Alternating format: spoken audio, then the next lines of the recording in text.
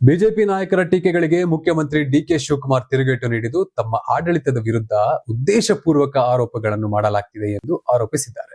ಬೆಂಗಳೂರಿನಲ್ಲಿ ಮಾತನಾಡಿದ ಸಿಎಂ, ರಾಜ್ಯದಲ್ಲಿ ಕೊತ್ವಾಲ್ ಆಡಳಿತ ನಡೆಯುತ್ತಿದೆ ಎಂಬ ಬಿಜೆಪಿ ನಾಯಕರ ಹೇಳಿಕೆಗೆ ಪ್ರತಿಕ್ರಿಯಿಸಿ, ಅವರ ಖುಷಿಗೆ ಏನು ಬೇಕಾದರೂ ಮಾತಾಡಲಿ, ನಾನು ಹಳ್ಳಿಯಲ್ಲಿ ಹುಟ್ಟಿ ವಿದ್ಯಾರ್ಥಿ ನಾಯಕನಾಗಿ ರಾಜಕೀಯಕ್ಕೆ ಬಂದವನು.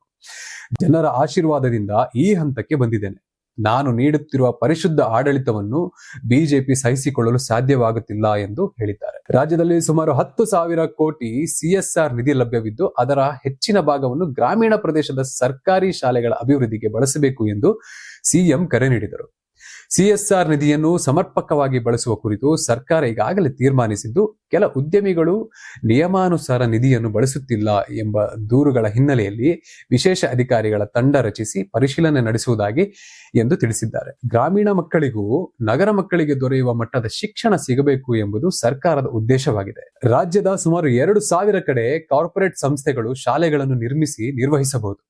ಸರ್ಕಾರಕ್ಕೆ ಹಣ ನೀಡುವ ಬದಲು ಕಂಪನಿಗಳೇ ಶಾಲೆ ನಿರ್ಮಿಸಿ ತಮ್ಮ ಹೆಸರನ್ನು ಶಾಲೆಗೆ ಇಡಬಹುದು ಎಂದು ಆಹ್ವಾನ ನೀಡಿದರು. ಹೆಚ್ಚಿನ ಶುಲ್ಕ ಪಡೆಯುವ ಖಾಸಗಿ ಶಾಲೆಗಳು ಗ್ರಾಮೀಣ ಸರ್ಕಾರಿ ಶಾಲೆಗಳನ್ನು ದತ್ತು ಪಡೆಯಬೇಕು. ದತ್ತು ಪಡೆಯದಿದ್ದರೆ ಅವರ ಶುಲ್ಕ ನಿಯಂತ್ರಣ ಕುರಿತು ಸರ್ಕಾರ ಚಿಂತನೆ ನಡೆಸಲಿದೆ ಎಂದು ಎಚ್ಚರಿಸಿದ್ದಾರೆ. ಸರ್ಕಾರಿ ಶಾಲೆಗಳಲ್ಲಿ ಶಿಕ್ಷಕರ ಕೊರತೆಯನ್ನು ನಿವಾರಿಸಲು ಖಾಸಗಿ ಶಿಕ್ಷಣ ಸಂಸ್ಥೆಗಳು ಸಹಕಾರ ನೀಡಬೇಕು.